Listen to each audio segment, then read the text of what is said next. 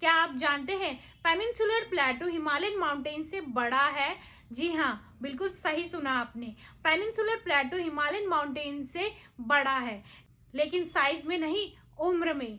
जी हाँ, peninsular प्लेटू Himalayan mountain से बहुत पहले ही बन गया था, इसलिए वो हिमालय माउंटेन से उम्र में बड़ा है ना इंटरेस्टिंग फैक्ट। तो चलिए आज हम पेनिनसुलर प्लेटू के बारे में पढ़ेंगे।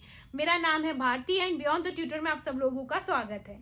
फ्रेंड्स, पिछली क्लास में हम इंडिया के फिजिकल फीचर्स के बारे में बात कर रहे थे, जिसे हमने 6 पार्ट में डिवाइड किया था। The Himalayan mountain, the northern plain, the peninsular plateau, the Indian desert, the coastal plain and the island, जिसमें से the Himalayan mountain and the northern plain के बारे में हम पढ़ चुके हैं। अगर आपने हमारी वो वीडियो नहीं देखी और देखना चाहते हैं तो उसका लिंक मैंने इस वीडियो के एंड स्क्रीन पे मेंशन कर दिया है। तो चलिए पेनिनसुलर प्लेटू की बात करते हैं। पेनिनसुलर एंड प्लेटू 2 शब्द से बना है। पेनिनसुलर का मतलब होता है कोई ऐसा लैंड मास जो 3 तरफ पानी से घिरा हो और एक तरफ लैंड से कनेक्टेड हो। अगर कोई लैंड मास चारों तरफ पानी से घिरा होगा तो वो आइलैंड कहलाएगा। तो एक तरफ से लैंड से कनेक्ट होना जरूरी है। जैसे कि हमारा इंडिया साउथ में 3 तरफ पानी से घिरा हुआ है। वेस्ट में अरेबियन सी, साउथ में इंडियन ओशियन एंड ईस्ट में बे ऑफ बंगाल एंड नॉर्थ में वो लैंड से कनेक्टेड है, इसलिए इसे पेनिनसुलर कहते हैं। प्लेटू क्या होता है? प्लेटू एक ऐसा अपलिफ्टेड लैंड मास होता है जो मेन लैंड से थोड़ा उठा हुआ होता है, लेकिन इसकी माउंटेन की तरह पीक नहीं होती है, ऊपर से फ्लैट होता है। जैसे कोई टेबल होता है ना, नीचे से उठा हुआ लेकिन ऊपर से फ्लैट, वैसे ही पेनिनसुलर प्लेटू भी होता है, इसलिए इसको टेबल लैंड भी कहते हैं। क्या आप जानते हैं पेनिनसुलर प्लेटू इग्नियस रॉक और मेटामॉर्फिक रॉक से बना है? अब ये इग्नियस रॉक और मेटामॉर्फिक रॉक क्या है? इग्नियस रॉक और मेटामॉर्फिक रॉक रॉक्स के टाइप्स हैं। रॉक क्या होता है? रॉक मिनरल्स का कलेक्शन होता है जो कंप्रेस होके सीमेंटेड हो जाती है, हार्ड हो जाती है। ये 3 प्रकार के होते हैं, igneous rock, sedimentary rock and metamorphic rock. Igneous rock क्या होता है? जब वॉल्केनिक इरप्शन होता है तो मैग्मा बाहर आके ठंडी हो जाती है, ठंडी होने के बाद वो हार्ड हो जाती है, वो हार्ड पार्ट को इग्नियस रॉक कहते हैं। ये इग्नियस रॉक वेदरिंग और इरोजन के कारण छोटे छोटे पार्टिकल्स में टूट जाती है, जिसे हम सेडिमेंट कहते हैं, और ये सेडिमेंट इकट्ठा होके कंप्रेस होके सेडिमेंट्री रॉक बनाते हैं। सेडिमेंट्री रॉक फर्दर हीट के कारण मोल्ड हो जाती है और मेटामॉर्फिक रॉक बनती है, और यही मेटामॉर्फिक रॉक फर्दर हीट के कारण मेल्ट हो जाती है और ये मैग्मा बन जाती है, और यही मैग्मा वोल्केनो से निकल के फिर ठंडी होती है और ठंडी होके इग्नियस रॉक बनता है, फिर उससे सेडिमेंट्री रॉक बनता है, उससे मेटामॉर्फिक रॉक बनता है, और ये रॉक साइकिल चलता रहता है। अब आप कहेंगे इग्नियस रॉक था तो इसका मतलब वोल्केनिक इरप्शन हुआ था यहाँ पे। जी हाँ, पेनिनसुलर प्लेटू वोल्केनिक इरप्शन के कारण ही बना है। जब Indo Australian plate Gondwana land से टूट के ड्रिफ्ट होने लगी यूरेशियन प्लेट की तरफ, तो ये जो ड्रिफ्टिंग प्रोसेस था, फ्लोटिंग प्रोसेस था, उस प्रोसेस में कई सारे वोल्केनिक इरप्शंस हुए थे, जिसके कारण पेनिनसुलर प्लेटू का जन्म हुआ। तो चलिए अब पेनिनसुलर प्लेटू के बारे में कुछ और जानते हैं। पेनिनसुलर प्लेटू को हम एरिया बेसिस पे 2 पार्ट में बांट सकते हैं, सेंट्रल हाईलैंड और डेक्कन प्लेटू।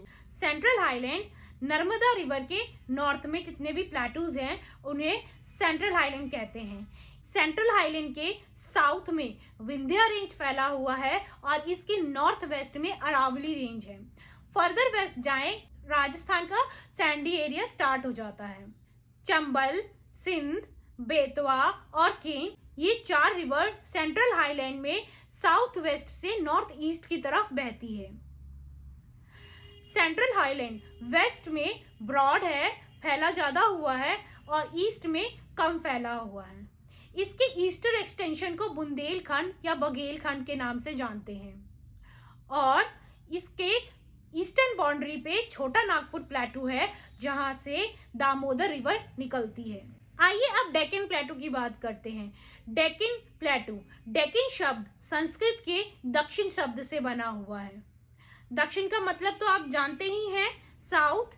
आप पिक्चर में भी देख सकते हैं, डेक्कन प्लेटू इंडिया के साउथ में है और नर्मदा रिवर के साउथ में जितने भी प्लेटूज हैं उन्हें डेक्कन प्लेटूज कहते हैं। ये ट्रायंगुलर शेप में फैला हुआ है। वेस्टर्न रेंज इसकी जो है वो हायर है, ऊंची है, और इसकी ईस्टर्न रेंज जो है वो थोड़ी सी स्लोपी है। डेक्कन प्लेटू के नॉर्दर्न बाउंड्री पर सतपुरा रेंज फैला हुआ है और ईस्ट में है Mahadev hill, Kaimur hill and Maikal hills. Deccan plateau का फैलाव ईस्टर्न स्टेट्स में भी है, नॉर्थ ईस्टर्न स्टेट्स में भी है, जो छोटा नागपुर प्लेटू के कारण सेपरेट हो गया है।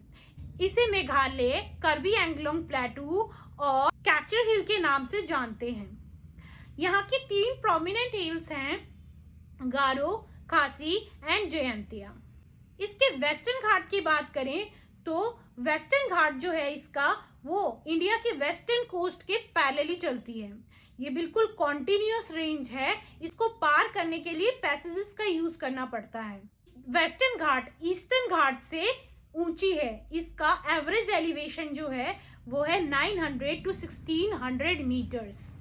नॉर्थ में छोटी है और वो जैसे जैसे साउथ में जाती है वैसे वैसे इसके जो एलिवेशन है वो बढ़ता जाता है। इसकी जो हाइट है, इसके जो प्लेटूज के हाइट्स हैं वो बढ़ते जाते हैं। यहाँ पे ओरोग्राफिक रेन हुआ करती है। ओरोग्राफिक रेन क्या होता है? जब माउंटेन विंड के रास्ते में आ जाता है तो विंड ऊपर की तरफ जाने को फोर्स्ड हो जाती है और ये इतना सारा मॉइस्चर लेके ज्यादा ऊपर नहीं जा पाती और ऊपर टेम्परेचर कम होने के कारण ये भारी हो जाती है और यहाँ पे हैवी रेनफॉल होता है। माउंटेन के वन साइड बहुत हैवी रेनफॉल होता है, इसे ओरोग्राफिक रेन कहते हैं।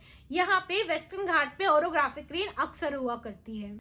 वेस्टर्न घाट की हाईएस्ट पीक है अनाइमुद्दीन हिल और दोदा बेटा। ईस्टर्न घाट की बात करें तो ईस्टर्न घाट महानदी रिवर से नीलगिरी तक फैला हुआ है। ईस्टर्न घाट वेस्टर्न घाट से थोड़ा कम ऊंचा है। इसका एवरेज एलिवेशन 600 मीटर्स है। ये बहुत डिसकंटिन्यूअस है। जैसे वेस्टर्न घाट एकदम कंटिन्यूअस था, ये बहुत डिसकंटिन्यूअस है। ये बीच बीच में डिस्टर्ब हो रहा है।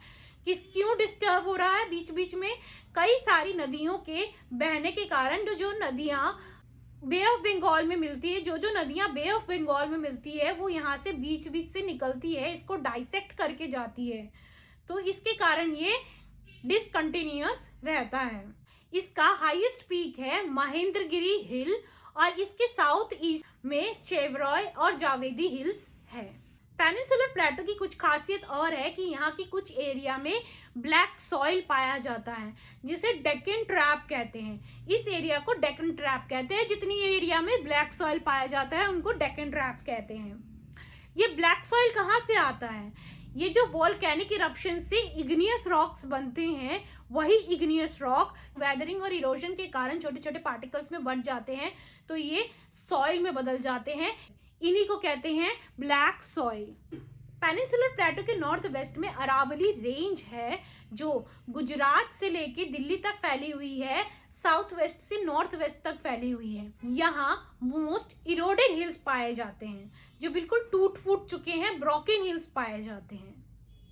तो पेनिनसुलर प्लेटो की बात तो यहीं खत्म होती है।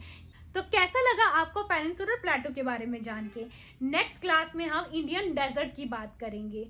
अगर आपको हमारा ये वीडियो अच्छा लगा तो प्लीज लाइक एंड सब्सक्राइब करना मत भूलिएगा और कोई भी क्वेरी या डाउट्स आपके मन में है तो आप कमेंट बॉक्स में कमेंट करके बता सकते हैं। Thank you for watching.